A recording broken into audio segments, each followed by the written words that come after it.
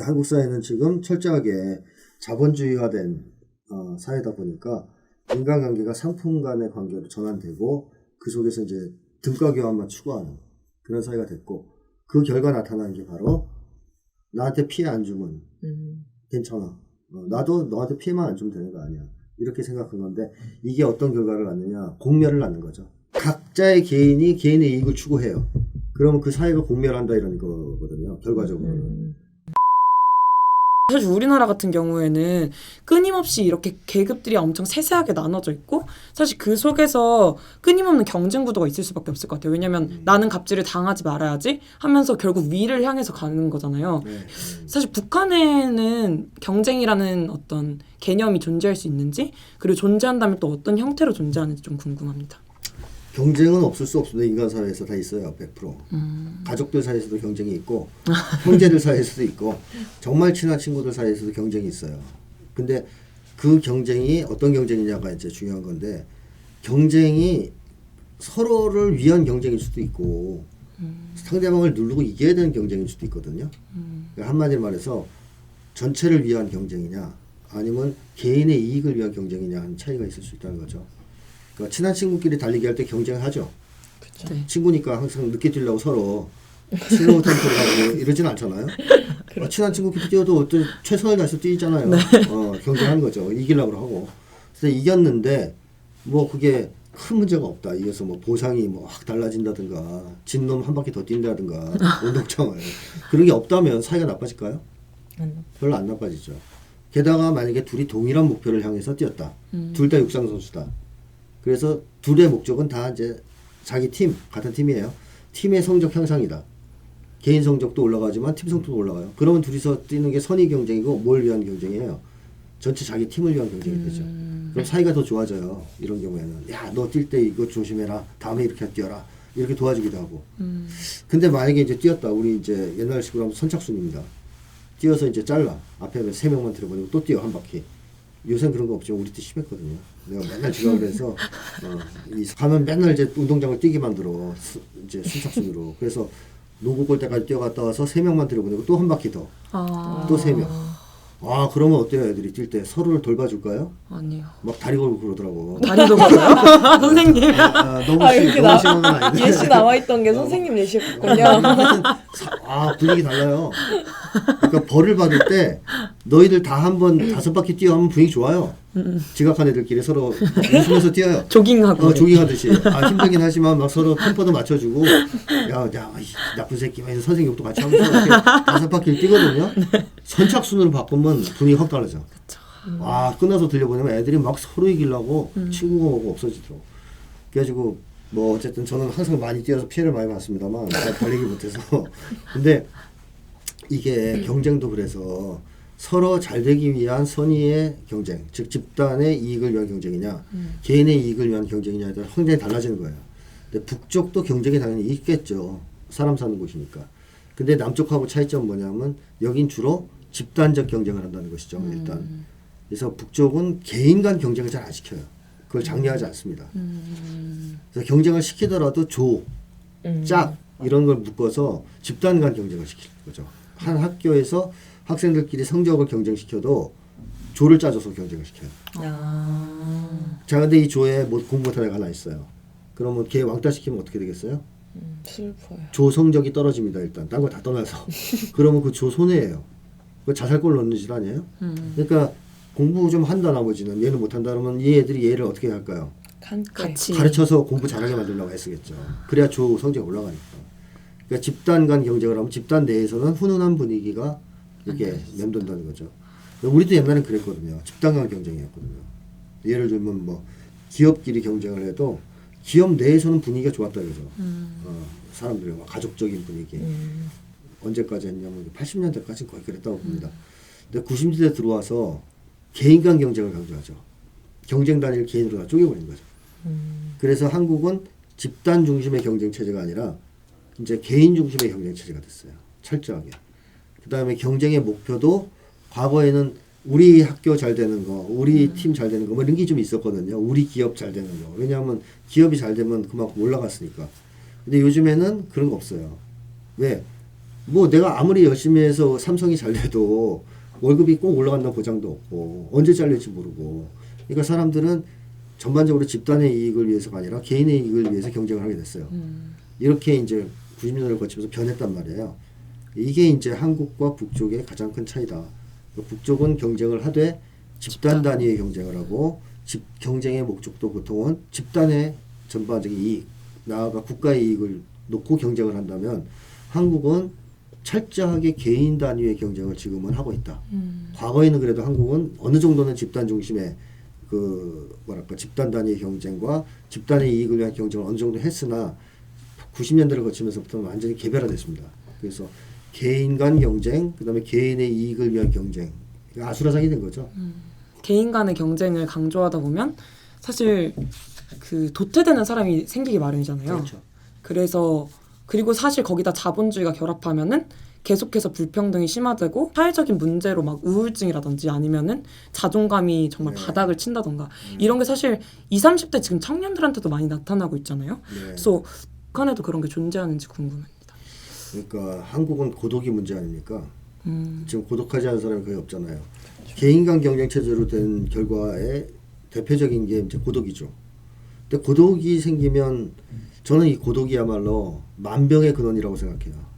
정신적으로 만병의 근원. 왜냐하면 고독하면 그 자체도 힘들지만 고독이 나는 2차적인 문제들이 있죠. 고독할수록 불안도는 어떨까요? 높겠죠. 당연히. 그러니까 사람들 속에서 항상 같이 산다. 나 좋은 친구들이 있다 했을 땐 똑같이 어려워도 덜 불안하잖아요. 그렇죠? 근데 산속에 혼자 고립돼 있다 이러면 이제 불안도가 올라가겠죠. 산속에 고립되더라도 팀으로 고립돼야 불안도가 낮겠죠. 그것도 사이가 좋았을 때. 그래서 불안도가 올라가고 고독하면 그다음에 또 하나는 무력감도 심해져요. 사람들이 같이 이렇게 뭉쳐 있다. 뭐 그게 규모가 크든 작든 그러면 문제를 해결할 수 있을 것이다. 어떤 어려움을 극복할 수 있을 것이다라는 기대도 할 수 있겠죠. 왜냐면 그 집단이 있으니까 힘이 있으니까 혼자일 경우엔 없잖아요. 그래서 무력해져요. 혼자 살 수 있는 건 없거든요. 공무원 시험 보는 말고. 그래서 그것도 돈이 있어야 되더라고요. 어저께 드라마에서도 그래서 막 2천만 원 어떻게 구해서 학원 들어가더라고. 공무원 시험하고. 자, 근데 어쨌든 이 고독이 나는 2차적 징후들이 계속 나타나는 거. 거기서 우울증도 생기는 거란 말이죠. 자살도 하고. 그러면 고독이 문제 아니에요, 고독이. 근데 북쪽 사회는 어떤 사회일까요? 고독이 심각한 문제가 되는 사회일까요? 제가 이제 그 어떤 방송에 출연했을 때 탈북자 한 분이 그 얘기를 하더라고요.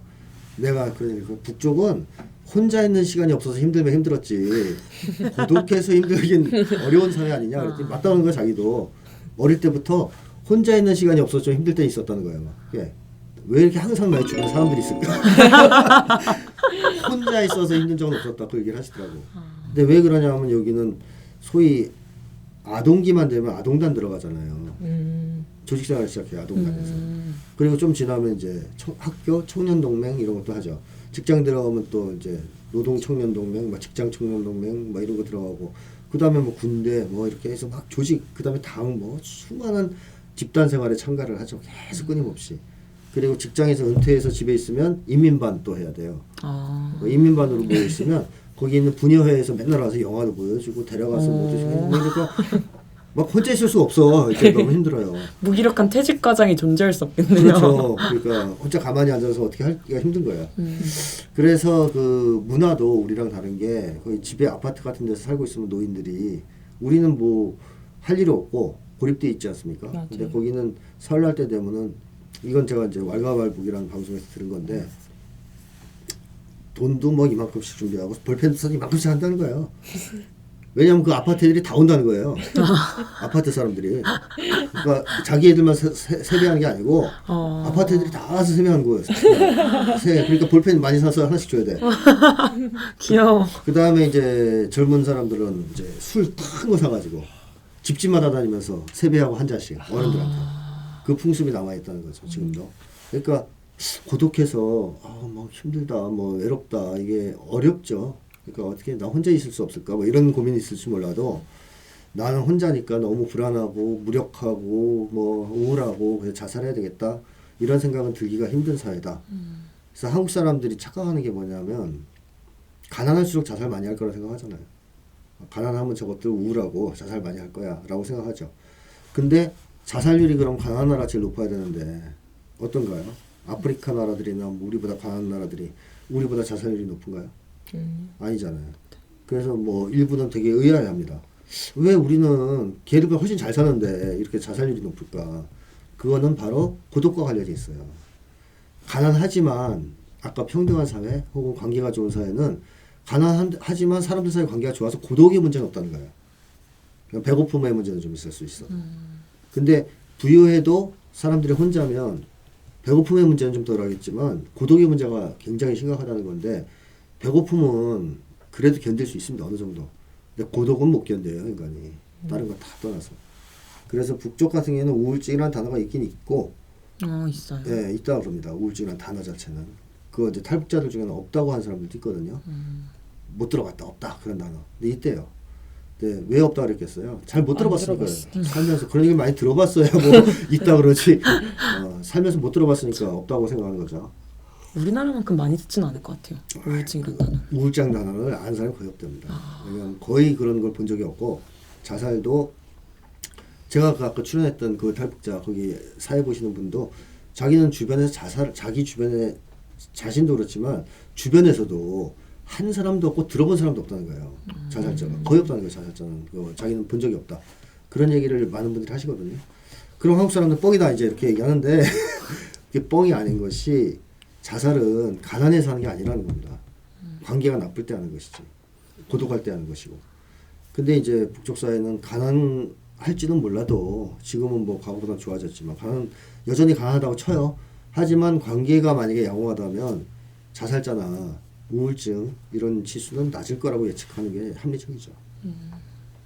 그래서 뭐 그런 증상들은 별로 없다. 이제 현대병이라고 하는 고독, 불안, 뭐 무력감 이런 것들은 뭐 심하지 않다 이렇게 보는 게 맞습니다. 그럼 만약에 사람들이 북의 정권이 정말로 사람들이 생각하는 것처럼 네. 되게 포갑적이고 폭력적이고 폐쇄적이라면은 그 북의 사람들이 굉장히 위축되어 있고 네. 그럴 것 같아요. 근데 들었던 얘기로는 그런 게 아닌 것 같은데 네. 좀 어떻게 이것이 가능했는지? 그러니까 답은 하나죠. 만약에 포갑 정권이었다면 북쪽 사람들이 이상해야 돼요 다. 그렇죠.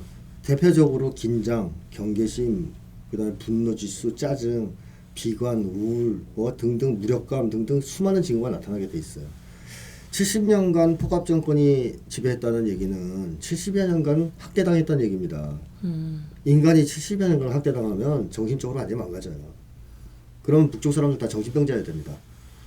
근데 방북기나 이제 북쪽 사람들 접촉한 거, 그 다음에 4.27 때 본 북쪽 사람들 다 어때요? 이상하던가요? 너무 맑아 보여요. 너무 그쵸. 환영해주고. 네. 그러니까 방북기를 종합해보면 딱 하나예요. 북쪽 사람들 너무나 순수하고 착하고 또 개방적이고 그렇다는 거예요. 그러면 70년 동안 두드려 맞으면 그렇게 되나요? 기관총으로 막 쏴죽이면 사람들 착해져요? 그게 불가능한 얘기죠. 그러니까 둘 중에 하나인데, 즉 포갑 정권이 아니어서 그렇다든가 포갑 정권이면 지금의 현실을 설명할 수가 없다는 얘기죠. 모순이죠. 근데 한국 사람들은 이상하게 이 모순을 받아들여요. 따지면 포갑 정권인데 사람들은 착해. 선량하고 순수하고 마치 우리 옛날 농촌 사람들 보는 것 같아요. 라고들 다 얘기하거든요. 가서 만나고. 근데 포갑 정권이래요. 이거는 뭐 심리학적으로는 이렇게 얘기하는 거랑 똑같아요. 지속적으로 아동을 학대하면 아이들이 착하고 선량해진다. 씩씩해진다. 라고 말하는 거랑 똑같아요. 근데 그럴 수가 없지 않습니까? 심리학 법칙으로 봤을 때. 그래서 북쪽 사람들이 정말로 실제로 그런 걸 우리도 이제 4.27 때 꽤 봤단 말이죠. 그런 권리의식도 높고 뭐 자기 할 말도 잘하고 기본적으로 정서가 명랑하고 그 다음에 뭐 경계심, 타인에 대한 경계심, 긴장 이런 것도 거의 없고 이런 걸 봤을 때는 북의 정권이 포갑 정권이 아니라고 볼 수밖에 없어요. 이거는. 그렇게 포갑 정권이라고 본다면 설명을 못해요. 그런 현상들을. 근데 제가 이제 시간이 없으니까 지금도 많이 초과해서 지금 굉장히 분위기가 안 좋은데 저번에도 많이 했고 이번에 더 많이 한 것 같아서 지금 분위기가 싸한데 그래서 더 말은 못하겠고 이 책 보시면 포갑 정권이면 도저히 불가능한 북쪽 사람들의 심리 이걸 계속 설명을 했어요, 제가. 그래서 그런 걸 이제 읽어보시면 이제 확인이 될 것 같은데, 어쨌든 한 가지 확실한 것은 다른 모든 증거를 가지고선 말하려고 해도 포갑 정권이 70여 년간 북을 지배했다면 북쪽 사람들의 심리를 설명할 수 없다는 겁니다. 현재와 같은 심리를. 그건 분명합니다. 그래서 그 점에 대해서 좀 주목을 해주셨으면 좋겠어요. 선생님이 저희 눈치 보신 것 같은데요. 아니, 시계를 보니까 시간 많이 지났어 지금. 밖에는 지금 분위기가 어떨지. 저 정리할까요? 네, 오늘 막 이렇게 또 김태형 선생님 모시고 북에 대해서 많이 알아가는 시간 가졌는데 다들 이 책 많이 읽으시고 함께 북에 대해서 알아가는 시간 많이 가지면 좋겠습니다. 오늘 방송은 이걸로 마지막 마치도록. 한마디 하면 안 돼요? 아, 네, 좋아요, 좋아요. 이 카메라 보고 해주시죠. 아니 이거 마지막 한마디 있었는데 자르는 거예요 지금. 시간이 초과했어요. 그러니까 제가 딴 거 다 떠나서 한 가지만 꼭 얘기하고 싶은 게 뭐냐면요. 한국 사람들 중에 그런 사람이 많아요. 북쪽의 정권도 싫고 지도자도 싫고 뭐 3대 뭐 이런 것도 싫다. 근데 나는 북쪽 사람들은 사랑한다. 국민들은 사랑한다. 북쪽 사람들 동포는 사랑한다.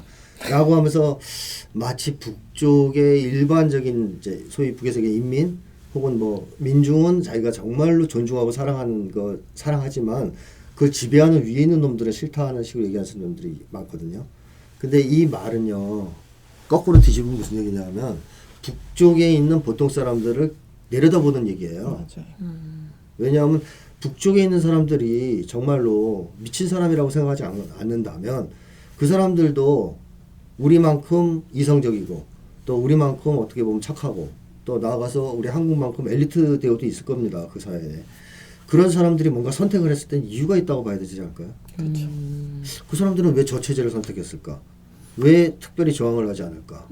왜 지도자를 저 사람을 뽑았을까? 그걸 먼저 알고 싶어야 되지 않나요? 그쵸. 근데 한국 사람들은 이렇게 생각해. 이제 무의식적으로는 이 머저리들아 북쪽 주민들을 향해서 이 머저리들아 너희들은 70여 년 동안 독재 정권, 포갑 정권한테 학대당하면서 한 번도 저항 못하고 독재자를 3번이나 연달아 같은 사람 집안에서 뽑고 완전히 미친놈들 아니야 너희들 좀비 같은 놈들. 그러니까 우리가 가르쳐 줄게. 어떤 지도자를 뽑아야 되는지 어떤 체제를 선택해야 되는지. 아 이건 굉장히 지독한 뭐랄까요 우월주의 선민의식 뭐 엘리트의식 어떻게 표현하든 내려다보는 거예요 북쪽 사람들을. 그래서 말로는 나는 그쪽 주민들을 사랑하고 존중하지만 지도층을 미워요라는 말은 사실 까놓고 얘기하면 뭘 얘기하는 거냐면 북쪽 주민들은 다 머저리고 좀비 같은 인간들이고 내가 거기를 해방시켜서 가르쳐주겠다. 어떤 지도자를 선택할지. 이런 식의 태도입니다. 이거 정말 위험하죠. 그래서 저는 그런 어떤 우월주의를 버려야 된다. 북을 대할 때 거기에 살고 있는 사람들이 우리만큼 지극히 정상적이고 합리적이고 그 다음에 저항 능력도 있고 그런 사람으로 대한다면 그들의 의사를 최대한 존중하고 또 그들이 어떤 선택을 하든 그 이유에 대해서 궁금해야지 그걸 무조건 까뭉개면서 바보 같은 놈들아 그렇게 하면 안 돼. 우리가 알려줄게 라는 태도를 가지면 이거는 남북 화해와 통일에 굉장히 안 좋은 거고 최악. 그리고 판단 능력이나 도덕적인 측면이나 이런 여러 가지 면에서 볼 때도 있어서는 안 되는 태도입니다. 우월주의적 태도입니다. 흑인들 왜 지도자를 마틴 루터 킹 뽑았어? 내가 알려주는 사람 뽑지. 이거 똑같은 거거든요. 그렇지 않아요? 맞아. 그거를 왜 그런 태도로 바라보느냐. 근데 한국인들은 알게 모르게 말로는 그쪽 주민들과 거기 살고 있는 이제 동포들 2,500만 동포를 사랑하고 존중한다고 하지만 그들을 거의 머저리나 좀비 취급하고 있다는 거죠. 그래서 이거를 좀 벗어던졌으면 좋겠고 그런 잘못을 범하고 있었던 것을 반성하는 것도 필요하지 않을까. 상호 존중이 필요한 겁니다. 남북 관계에서는 철저히. 아니, 지금 이 선생님 말씀을 듣고 제 머리 띵 하신 분들이 많을 것 같아요. 그러면서 아 진짜 왜 그 사람들이 그 체제를 선택했나 이런 궁금증을 갖게 되신 분들이 많을 것 같은데 그런 분들은 바로 이걸 보시면 됩니다. 이거 많이 다 보시면서 나와있어요. 북쪽 사람들은 어떤 생각을 하고 사는지 어떤 부분 어떻게 이해해 볼 것인지 잘 생각해 보는 시간이 되면 좋겠고요. 오늘 방송은 이 마지막 한마디를 끝으로 정리를 하도록 하겠습니다. 네, 출연해 주셔서 감사합니다. 선생님 저희 눈치 보세요. 고생하셨습니다.